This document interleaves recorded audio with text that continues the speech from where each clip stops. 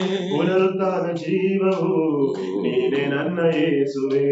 ಮರಣ ಜಯಿಸಿದಾತನೇ ಜೀವಲೋಕದ ರಸನೇ, ಪುನರುತ್ಥಾನ ಜೀವವು ನೀನೆ ನನ್ನ ಯೇಸುವೆ. Hallelujah hallelujah hallelujah hallelujah. ನಿಮಗೆ ಸ್ತೋತ್ರ ನಿಮಗೆ ಸ್ತೋತ್ರ ನಿಮಗೆ ಸ್ತೋತ್ರ ನಿಮಗೆ ಸ್ತೋತ್ರ. ಸಭೆ ಮಕ್ಕಳಿಗಾಗಿ ಇವತ್ತು ನಾನು ಪ್ರಾರ್ಥಿಸ್ತಾ ಇದ್ದೇನೆ ಕರ್ತನೆ. ಈ ಆನ್ಲೈನ್ ಪ್ರೇಯರ್ ಅನ್ನ ಆಶೀರ್ವದಿಸಿರಿ ಕರ್ತನೆ. ಬರುವಂತ ಮಕ್ಕಳನ್ನ, ಇನ್ನು ಬರದೇ ಇರುವಂತ ಮಕ್ಕಳನ್ನ ಇನ್ನು ಹೆಚ್ಚಾಗಿ ಆಸಕ್ತಿ ತೋರಿ ಬರಬೇಕಪ್ಪ. ಈ ಆನ್ಲೈನ್ ಪ್ರೇಯರ್ ನ ಇನ್ನು ಹೆಚ್ಚಿನ ಸ್ಥಾನಕ್ಕೆ ಕರೆದುಕೊಂಡು ಹೋಗಬೇಕು ಸ್ವಾಮಿ. ಹಾಲೆಲೂಯ ಹಾಲೆಲೂಯ ಕರ್ತನೆ. ಪವಿತ್ರಾತ್ಮನೇ ನಿಮಗೆ ಸ್ತೋತ್ರ ಸ್ತೋತ್ರ ಸ್ತೋತ್ರ ಸ್ತೋತ್ರಪ್ಪ.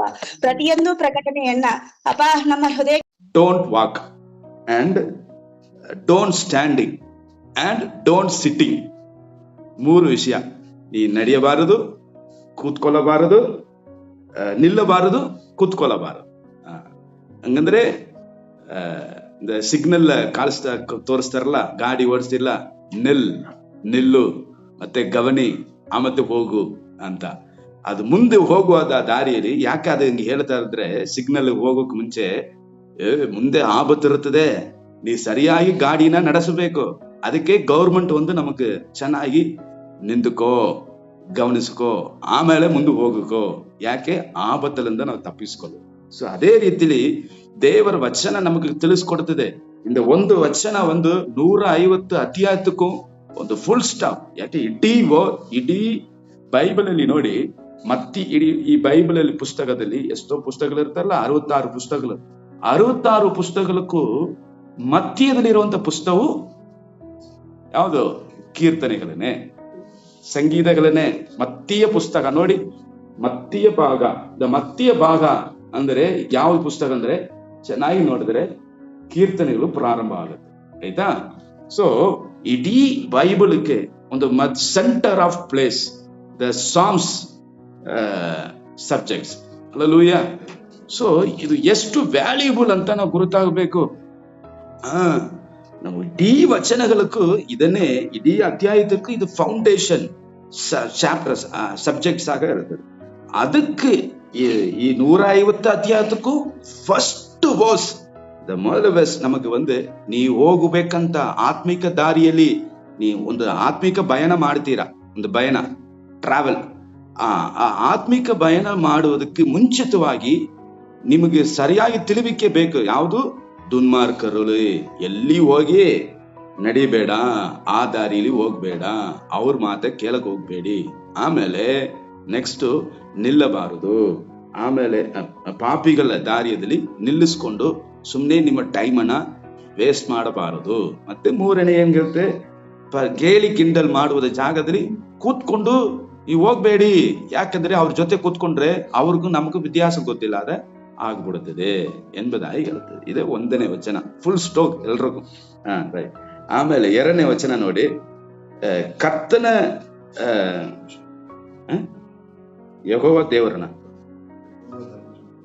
ಯೆಹೋವ ಧರ್ಮಶಾಸ್ತ್ರವನ್ನು ಆನಂದಿಸುವವನು, ಹಗಲು ಇರಲು ಧ್ಯಾನಿಸುವವನು ಎಷ್ಟೋ ಧನ್ಯ. ಯೆಹೋವನ ಧರ್ಮಶಾಸ್ತ್ರವು ಹಂಗಂದ್ರೆ ಈ ದೇವರ ವಚನಗಳನ್ನ, ಅದರ ಮೇಲೆ ಒಂದು ಆನಂದ, ಒಂದು ಲವ್, ಒಂದು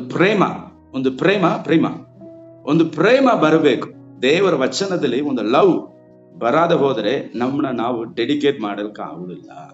ನಾವು ನಮ್ಮ ಟೈಮಿಂಗ್ ಎಷ್ಟೋ ಬಲಹೀನವಾಗಿರುತ್ತದೆ. ಆದ್ರೂ ಪರವಾಗಿಲ್ಲ, ನಾವು ಲವ್ ಮಾಡುವಂತ ವ್ಯಕ್ತಿಯನ್ನ ಹೋಗಲೇಬೇಕು ಅಂತ ಹೋಗ್ತಾರಲ್ಲ. ನಾನು ಹೋಗಿದೆ, ತಪ್ಪ ತಿಳ್ಕೊಬೇಡಿ.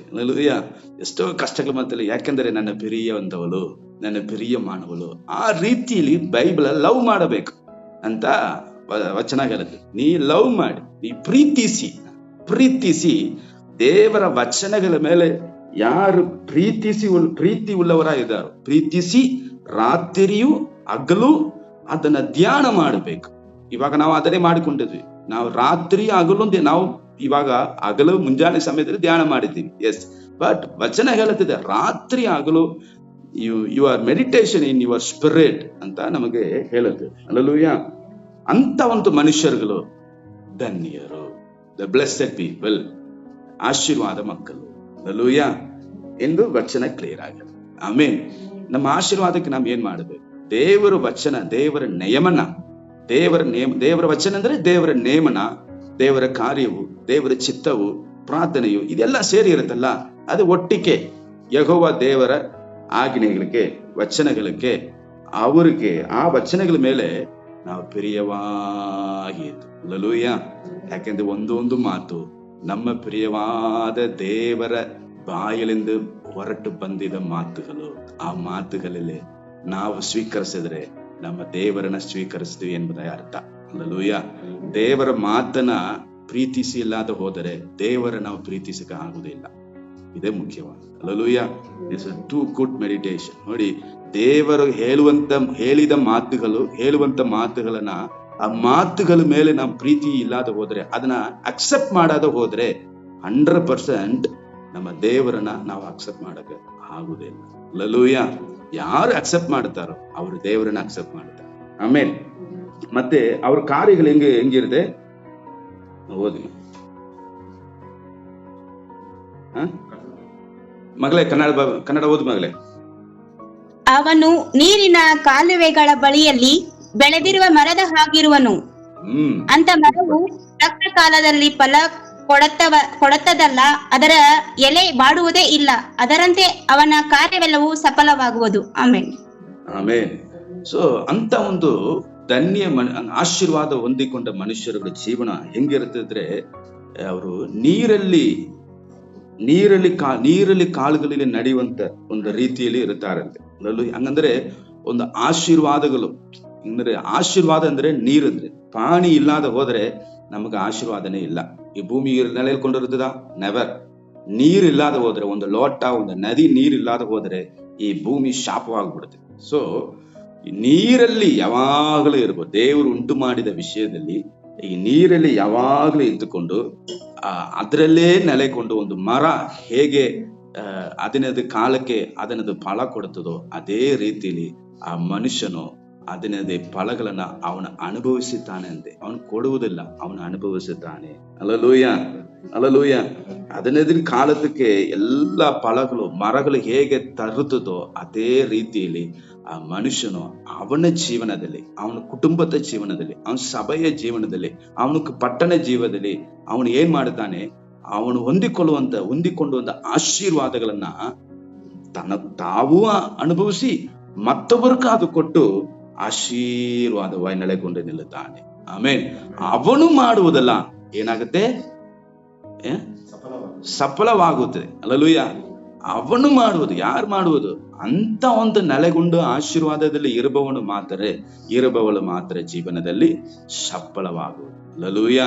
ಅಂದ್ರೆ ಎಲ್ಲ ಅವನು 100% ಸಕ್ಸಸ್ಫುಲ್ ಆಗುತ್ತದೆ ಎಂಬುದ. ಹಲ್ಲೆಲೂಯಾ.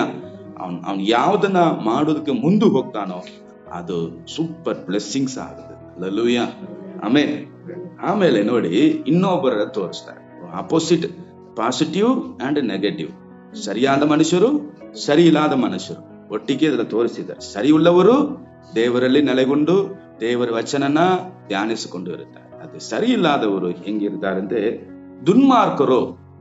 ದುನ್ಮಾರ್ಗವಾಗಿ ನಡೆಯುವವನು ಹಾಗೆ ಇಲ್ಲದೆ ಅವನು ಗಾಳಿ ಪಡ್ಕೊಂಡು ಹೋಗುವ ಹೊಟ್ಟಿನಂತಿದ್ದಾರೆ. ಹೆಂಗಿದೆ? ಗಾಳಿ ನೋಡಿ, ಒಂದು ಧೂಳು ಎಲೆ ಎಲ್ಲ ಆರಿ ಹೋಗುತ್ತೆ ನೋಡಿ ಗಾಳಿ ಬರುವಾಗ. ಆ ರೀತಿಯಲ್ಲಿ ಎಲೆಗಳನ್ನ ಉರಿದೋಗುತ್ತಲ್ಲ, ಎಲ್ಲ ಬಿದ್ದೋಗುತ್ತಲ್ಲ. ಗಾಳಿ ಬಂದ ತಕ್ಷಣ ಮರ ಏನಾಗುತ್ತೆ? ಏನಿಲ್ಲದ ಇರ್ತದೆ. ಅಂದ್ರೆ ಗಾಳಿಯಲ್ಲಿ, ಈ ಗಾಳಿ ಅಂದ್ರೆ ಅದು ಒಂದು ಸೈತಾನ್ ಶೋಧನೆ ಅಂತ ಅನ್ಕೊಳ್ಳಿ. ಗಾಳಿ ಅಂದ್ರೆ ಕಷ್ಟ ಕಾಲಗಳು, ಹಿಂಸೆಗಳು, ದುಂಪಗಳು. ಈ ಕಾಲಗಳು ಬರುವಾಗ ಅವನು ಎಲೆ ಇಲ್ಲದೆ, ಏನು ಇಲ್ಲದೆ ಬೋರ್ಡ್ ಮರವಾಗಿ ಇರುತ್ತಾರೆ. ಹಂಗಂದ್ರೆ ಅವನ ಜೀವನದಲ್ಲಿ ಏನಿಲ್ಲ? ದುಡ್ಡಿಲ್ಲ. ಇಲ್ಲ, ದುಡ್ಡೆಲ್ಲ ಇರತ್ತೆ, ಬಂಗಾರ ಎಲ್ಲ ಇರತ್ತೆ, ಆದ್ರೆ ದೇವರ ಮಹಿಮೆ ಅವನಿಗೆ ಇರಲ್ಲ. ದುನ್ಮಾರ್ಗಕ್ಕೆ ದುಡ್ಡು ಇಲ್ವಾ? ದುಡ್ಡು ಇರುತ್ತಲ್ಲ. ಮಕ್ಕಳೇ ನನ್ನ ನೋಡಿ, ಈಗಿನ ಕಾಲದಲ್ಲಿ ನೋಡಿ, ದೇವರಿಗೆ ಗೊತ್ತಿಲ್ಲದವ್ರಿಗೆ ದುಡ್ಡು ಇಲ್ವಾ? ಹಣ ಇಲ್ವಾ? ಹಣ ಇರತ್ತೆ, ಎಲ್ಲ ಇರತ್ತೆ, but that is not blessings. Our blessing is here. The Lord comes through the presence and mighties and ಪ್ರಾಸ್ಪರಿಟೀಸ್. ದೇವರ ಮುಖಾಂತರವಾಗಿ ಯಾವುದು ಬರುತ್ತದೋ ಅದನ್ನೇ ಆಶೀರ್ವಾದ ನಮಗೆ. ದೇವರು ಇಲ್ಲದೆ, ದೇವರ ಮುಖಾಂತರವಾಗಿ ಬರಾದೆ ನಮ್ಮಲ್ಲಿ ನೆಲೆಗೊಂಡಿದ್ದರೆ ಅದು ಆಶೀರ್ವಾದ ಇಲ್ಲ. ಅವರು ನೆಗ್ಲೆಕ್ಟ್ ಪೀಪಲ್ಸ್, ದೇವರ ರಾಜ್ಯಕ್ಕೆ ಇಲ್ಲದ ಒಂದು ವ್ಯಕ್ತಿಗಳು, ಅಂತ ಒಂದು ವ್ಯಕ್ತಿಗಳು ಜೀವನದಲ್ಲಿ ಏನು ಇರಬಹುದು, ಬಟ್ ಆದರೂ ಅದು ಒಂದಿನ ಇಲ್ಲದೆ ಒಂದು ದಿನ ಅದು ನಾಶವಾಗಿ ಹೋಗ್ತದೆ. ಅದು ಏನಿಲ್ಲ, ಅದು ಹೋಗ್ಬಿಡ್ತದೆ. ಬರ ಗಾಳಿ ಬರುತ್ತೆ, ಆ ಗಾಳಿ ದೇವರ ಗಾಳಿ ಕೂಡ ಇರಬಹುದು. ದೇವರ ಗಾಳಿ ಬಂದ್ರೆ ಅವ್ರು ನೆಲೆಗೊಂಡು ಇರೋಕೆ ಆಗುದಿಲ್ಲ. ಮತ್ತೆ ಏನ್ ಮಾಡ್ತಾರೆ, ಅವ್ರ ಗುಣಭಾವ ಹೆಂಗಿರ್ತದೆ. ಆದ್ರಿಂದ ದುನ್ಮಾರ್ಗರು ನ್ಯಾಯಸ್ಥಾಪದಲ್ಲೋ ಪಾಪಿಗಳು ನೀತಿವಂತರ ಸಭೆಯಲ್ಲೂ ನೆಲೆಗೊಂಡು ಇರುವುದಿಲ್ಲ. ಪಾಪಿಗಳು ನೀತಿವಂತರ ಸಭೆಗಳಲ್ಲಿ ನೆಲೆಗೊಂಡು ಇರುವುದಿಲ್ಲ. ದುನ್ಮಾರ್ಗರು ಹೆಂಗಿರ್ತಾರೆ, ದೇವರ ನ್ಯಾಯ ಹಂಗಂದ್ರೆ ತಮ್ಮ ಮಕ್ಕಳಿಗೆ ಆಶೀರ್ವಾದ ಕೊಡಬೇಕಂತ ಒಂದು ಸಮಯ ಬರುತ್ತದೆ. ಅದೇ ದೇವರು ತಮ್ಮ ಮಕ್ಕಳಿಗೆ ಇಟ್ಟಿದ ಒಂದು ನ್ಯಾಯ ಕಾರ್ಯ. ನನ್ನ ಮಕ್ಕಳಿಗೆ ಇಷ್ಟು ದಿನ ಕಷ್ಟಪಟ್ಬಿಟ್ರು, ಸರಿ, ಇವಾಗ ನಮ್ಮ ಮಕ್ಕಳಿಗೆ ನಾನು ಆಶೀರ್ವಾದ ಕೊಡಕ್ ಬರ್ತೀನಿ. ಆ ಕೊಡೋದಕ್ಕೆ ಬರುವಾಗ ಅವ್ರು ಇರುವುದಿಲ್ಲ. ಯಾಕೆ? ದೇವರು ಬರುವಾಗ, ದೇವರು ನೆಲೆಕೊಂಡವ್ರು ಮಾತ್ರನೇ ಅದ್ರಲ್ಲಿ ನೆಲಕ್ಕಾಗತ್ತೆ. ದೇವರೇ ಬಂದು ಅಯ್ಯೋ ಈ ಮನುಷ್ಯರೆಲ್ಲ ಕಷ್ಟಪಡ್ತಾರಂತ ಆಶೀರ್ವಾದ ಬರುವಾಗ, ಆ ಸಮಯ ಬರುವಾಗ ಅವರು ಇರುವುದಿಲ್ಲ. ಸರಿ, ಎಲ್ಲಿ ಅವರು ಇರುವುದಿಲ್ಲ? ಸಭೆಯಲ್ಲಿ ನೆಲೆಗೊಂಡಿರುವುದಿಲ್ಲ. ಸಭೆಗಳಲ್ಲಿ ನೆಲೆಗೊಂಡು ಇರುವುದು ಇಲ್ಲದ್ರಿಂದ ಅವರು ದೇವರು ಕೊಡುವಂತ ಆಶೀರ್ವಾದವನ್ನ ಹೊತ್ತುಕೊಳ್ಳಕ್ಕೆ ಇಲ್ಲದೆ ಹೋಗುತ್ತಾರೆ. ಇದೇ ವಚನ. ಇವರುಗಳೇ ದುನ್ಮಾರ್ಗರು. ದೇವರು ಒಬ್ಬರೊಬ್ಬರಿಗೊಂದು ನೇಮಿಸಿದೆ.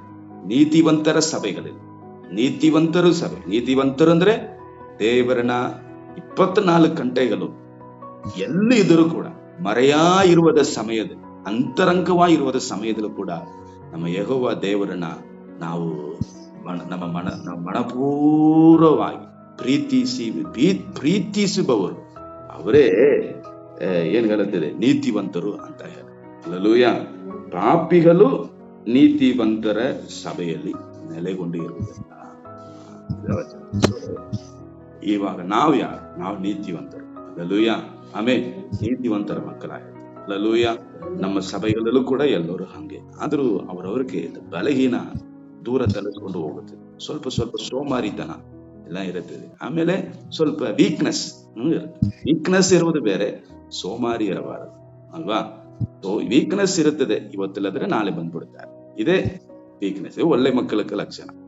ಸೋಮಾರಿತನ ಅದು ಬರಕ್ಕೆ ಬಿಡುವುದಿಲ್ಲ. ಅದು ತಪ್ಪು. ವೀಕ್ನೆಸ್ ಆಡ್ಬೋದು. ಮಲ್ಕೊಂಡ ಸಮಯದಲ್ಲಿರೋರು ಕೂಡ ದೇವರವ್ರಿಗೆ ಆಶೀರ್ವಾದ ಕೊಟ್ಬಿಟ್ಟಿದ್ದಾರೆ. ಆದ್ರೆ ಸೋಮಾರಿಯ ಇರುವವರಿಗೆ ಇಲ್ಲ. ಹಲ್ಲೆಲೂಯಾ. ಕೊನೆಯಲ್ಲಿ ವಚನ ಏನ್ ಹೇಳಿದೆ? ಕರ್ತನು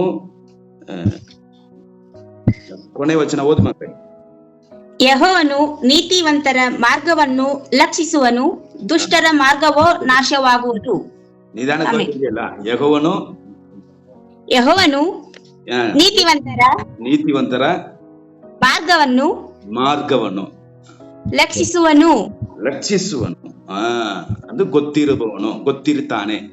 ಯೆಹೋವ ನೀತಿವಂತರ ದಾರಿಯನ್ನ, ಅಂದ್ರೆ ದಿನ ಬೆಳಗ್ಗೆ ಎದ್ದ ತಕ್ಷಣ ರಾತ್ರಿ ಮಲ್ಕೊಳ್ಳೋವರೆಗೂ ಅವ್ರು ಏನು ಮಾಡ್ತಾರೆ ಅಂತ ನಾನ್ ಹೇಳಿಲ್ಲ, ದೇವರ ವಚನ ಹೇಳುತ್ತದೆ. ಎಲ್ಲ ದೇವರಿಗೂ ಗುರುತಾ ಇರ್ತದೆ. ಒಂದು ದಿವಸಕ್ಕೆ 24 ಗಂಟೆ ಇರುತ್ತದೆ. 24 ಗಂಟೆಗಳು ನನ್ನ ನೀತಿವಂತರುಗಳು ಏನ್ ಮಾಡುತ್ತಾರೆ ಅಂತ, ಹೆಂಗೆ ಇರ್ತಾರೆ, ಯಾರಿಗೂ ಮುಖ್ಯಸ್ಥ ಕೊಡುತ್ತಾರೆ, ಅವರು ದೇವರು ಕೇಳಿಕೊಂಡೇ ನಡೆಯುತ್ತಾರ, ಹೆಂಗ್ ಮಾಡ್ತಾರೆ, ನನ್ನಲ್ಲೇ ಇರುತ್ತಾರ ಅಂತ ದೇವರು ತಿಳಿಯುತ್ತಾನಂತೆ. ತಿಳ್ಕೊಳ್ಬಿಡ್ತಾ. ಇದೇ ವಚನ, ದೇವರು ತಿಳಿಯುತ್ತಾನೆ. ಹಲ್ಲೆಲೂಯಾ. ಆಮೇನ್. ಅವ್ರಿಗೆ ಮರೆಯ ಇರುವುದಿಲ್ಲ. ಅವ್ರು ಎಲ್ಲಾ ಕಡೆನೂ ಒಂದೊಂದು ಸೆಕ್ಯೂರಿಟಿ ಇಟ್ಟಿದ್ದಾರೆ. ಏನ್ ಗೊತ್ತಾ, ನಮ್ಗೆ ಫೋನ್ಗೆ ಒಂದು ಸಿಮ್ ಇರುತ್ತಲ್ಲ, ಫೋನ್ಗೆ ಒಂದೊಂದು ಸಿಮ್ ಇರುತ್ತದೆ. ಸಿಮ್ ಇರ್ತದೆ, ನಾವು ಎಲ್ಲಿ ಇರುತ್ತವೋ ಅಲ್ಲಿ ಕಂಡುಹಿಡಿದು ಬಿಡ್ತೀವಿ. ಈ ಸಿಮ್ ತರ ಒಂದು ತೂತನ ಇಟ್ಟಿದ್ದಾನೆ. ಒಬ್ಬರೊಬ್ಬರಿಗೆ ಒಂದೊಂದು ಟೂತರ್. ಅವರು ಇವ್ರಿಗೆಲ್ಲ ಕೇಳಿಸ್ಕೊಂಡ್ಬಿಡ್ತಾರೆ, ಇವನು ಇದು ಮಾಡ್ತಾನೆ, ಇವನು ಇದು ಮಾಡ್ತಾನೆ, ಇವನು ಇದು ಮಾಡ್ತಾನೆ, ಇವ್ರು ಮಾಡ್ತಾನೆ ಅಂತ ಎಲ್ಲ ದೇವರಿಗೆ ತೋರಿಸ್ಕೊಂಡ್ಬಿಡ್ತಾರೆ. ಸೊ ಇಂಥ ಒಂದು ಸಕಲವು ಅಧಿಕಾರವು ದೇವರ ಕರಗಲಿ ಇರ್ತದೆ. Hallelujah, amen. ಸೊ ದುನ್ಮಾರ್ಗರ ದಾರಿಯೋ ಏನಾಗುತ್ತದೆ? ನಾಶವಾಗುತ್ತದೆ. ಕರ್ತನು ದೇವರ ಮಕ್ಕಳನ್ನ ತಿಳಿದುಕೊಂಡು ಏನ್ ಮಾಡ್ತಾನೆ? ಆ ಮಕ್ಕಳನ್ನ ಆಶೀರ್ವದಿಸುತ್ತಾನೆ. Hallelujah, hallelujah. ನಾನು ನಿಧಾನವಾಗಿ ಒಂದು ಮಾತು ಹೇಳ್ತೀನಿ. ನಾವು ದೇವರ ಆಶೀರ್ವಾದವನ್ನ ಹೊತ್ತುಕೊಳ್ಳಬೇಕಂದ್ರೆ ಅದು ನಮ್ಮಲ್ಲಿನೇ ಇರುತ್ತದೆ. ನಾವು ಸರಿಯಾಗಿದ್ದರೆ 100% ದೇವರ ಆಶೀರ್ವಾದವನ್ನ ನಾವು ಸ್ವತಂತ್ರ ಮಾಡಬಹುದು. ಆಮೇಲೆ ನಾವು ಸರಿ ಇಲ್ಲದೆ ಹೋದರೆ ದೇವರ ಆಶೀರ್ವಾದನ ಸ್ವತಂತ್ರ ಮಾಡಕ್ಕಾಗ. ಸೊ ದೇವರ ಆಶೀರ್ವಾದನ ಸ್ವತಂತ್ರ ಮಾಡಾದ ಹೋಗುವುದು ನಮ್ಮ ಕೈಯಲ್ಲಿನೇ ಇರ್ತದೆ. ಆಯ್ತಾ? ನಾವು ಏನು ಮಾಡುತ್ತೀವೋ ಹಂಗೆ ನಮಗೆ ಪರಲೋಕದಿಂದ ಇಳಿದು ಬರುತ್ತೆ. ಹಲ್ಲೆಲೂಯಾ, ಆಮೇಲೆ ನಾವು ಏನ್ ಮಾಡಾದ ಬಿಟ್ಟಿದ್ವೋ ಅದು ಬರಲು, ಮಾಡಿದರ ಎಲ್ಲ ಬರುತ್ತೆ. ಹಲ್ಲೆಲೂಯಾ. ಸೊ ಕರ್ತನು ಖಂಡಿತವಾಗಿ ಈ ವಚನಗಳನ್ನ ನಾವು ಇವತ್ತು ಪೂರ ಧ್ಯಾನಿಸಿ ನೋಡಿ. ನಾನು ಇನ್ನೊಂದು ಸಲ ಕೆಲವು ವಿಷಯ ಹೇಳ್ತೇನೆ. ಇದು ಒಂದು ಕೂಡಿ ಬರುವುದು, it is not A ministry, ಇದು ಸೇವೆಯಲ್ಲ, ಇದು